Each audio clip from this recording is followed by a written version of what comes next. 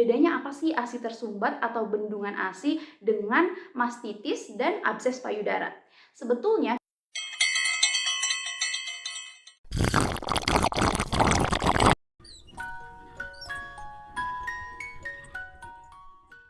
halo semuanya, welcome back to my channel. Today I'm gonna talk about cara mengatasi ASI tersumbat atau bendungan ASI. Tapi sebelumnya pasti ada beberapa moms yang masih bingung kan, kayak bedanya apa sih ASI tersumbat atau bendungan ASI dengan mastitis dan abses payudara. Sebetulnya ketiga hal tersebut saling berkaitan. Ketika ASI tersumbat tidak segera ditangani dengan benar, maka bisa menyebabkan mastitis. Begitupun ketika mastitis tidak segera ditangani dengan benar, itu akan bisa menyebabkan abses payudara. Jadi ASI tersumbat ini sebetulnya yang paling ringan ya.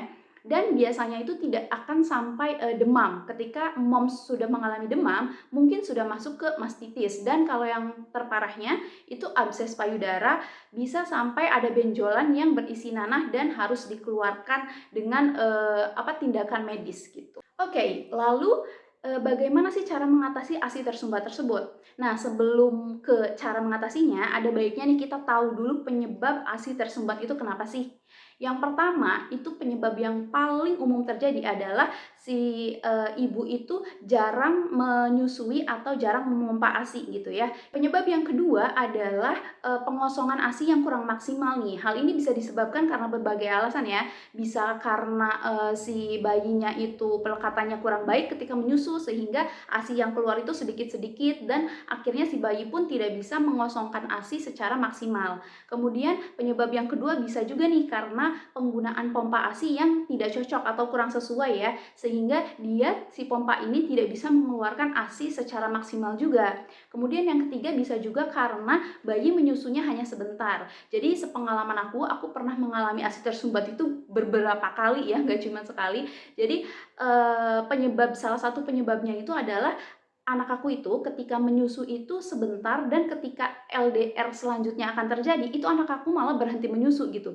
Jadi kan si ASI-nya yang harusnya keluar gitu loh ya, jadi malah tertahan gitu. Nah, itu juga bisa menyebabkan ASI tersumbat. Penyebab yang ketiga bisa jadi moms berhenti menyusui secara tiba-tiba gitu. Kayak misalnya menyapih anak secara tiba-tiba, tidak bertahap dulu gitu. Nah, itu juga bisa menyebabkan ASI tersumbat atau bahkan mastitis ya. Penyebab yang keempat bisa jadi karena adanya tekanan pada payudara gitu sehingga menekan si saluran ASI tersebut gitu loh ya. Nah, itu juga bisa mengakibatkan sumbatan ASI. Penyebab yang kelima bisa jadi Bu Sui sedang mengalami stres nih sehingga terjadi penurunan hormon oksitosin yang membantu pelepasan ASI dari payudara tersebut.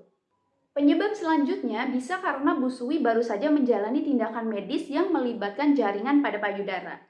Oke, lalu bagaimana sih cara mengatasi sumbatan ASI tersebut?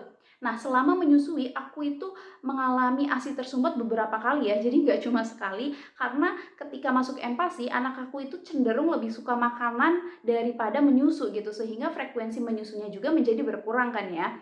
Kemudian selain itu, anak aku itu ketika menyusu sebentar doang, jadi ketika LDR selanjutnya terjadi nih, dia malah berhenti menyusu gitu, sehingga kan kayak ASI-nya tuh malah nggak dikeluarin gitu ya. Nah, itu juga penyebab-penyebabnya. Lalu cara mengatasinya itu yang pertama teruslah menyusui bayi atau dengan cara teruslah memompa ASI gitu sehingga kayak produksi ASI yang baru itu kan terus-terusan diproduksi ya, maksudnya itu terus-terusan ada permintaan gitu untuk ASI yang baru. Nah, si produksi ASI yang baru ini nantinya akan ikut mendorong si sumbatan tersebut sehingga sumbatan tersebut bisa dikeluarkan gitu. Kemudian cara yang kedua adalah mengompres dengan air hangat dan memberikan pijatan laktasi pada payudara gitu.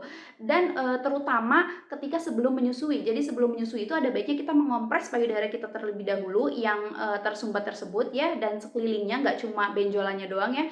Jadi sekelilingnya dikompres, kemudian juga dilakukan pijat laktasi sehingga ketika bayi menyusu itu ASI-nya akan keluar sedikit lebih lancar gitu ya dibandingkan kalau kita tidak melakukannya gitu. Solusi selanjutnya adalah perhatikan, pelekatan bayi saat menyusu. Kemudian lakukanlah variasi posisi menyusu ya. Jadi menyusunya posisinya jangan yang gitu-gitu aja gitu ketika sedang mengalami sumbatan ASI. Karena ketika, ASI itu tersumbat, itu kan biasanya terdapat benjolan ya di payudara kita itu, yang terasa sakit itu. Nah, sepengalaman aku itu, memposisikan dagu bayi tepat pada, payudara yang terasa sakit gitu, dan banyak juga yang terbantu dengan posisi tersebut ternyata. Yang keempat adalah mencukupi kebutuhan cairan. Nah, ini tuh udah berkali-kali aku sebutkan ya, jadi memang cairan ini sangat penting untuk ibu menyusui gitu ya. Kemudian solusi yang kelima adalah memenuhi kebutuhan waktu tidur. Jadi jangan sampai, moms ini kurang tidur gitu ya. Kemudian solusi yang keenam adalah menghindari stres. Ini udah berulang kali ya bahwa jangan sampai stres nih kayak ibu menyusui itu, karena si produksi ASI itu akan sangat tergantung pada keadaan psikis ibu juga gitu. Oke, yang terpenting itu adalah menjaga produksi ASI ketika ASI tersebut tersumbat. Jadi ketika ASI tersumbat itu kan ASInya keluarnya nggak lancar ya. Nah, tapi kita harus tetap menjaga produksi ASI agar si ASI yang baru itu terus diproduksi dan bisa mendorong si sumbatan ASI itu agar keluar gitu. Nah, begitulah tips mengatasi ASI tersumbat dari aku. Semoga bermanfaat. Thank you so much for watching. Jangan lupa like, comment, dan subscribe channel ini biar aku makin semangat lagi bikin videonya. Bye!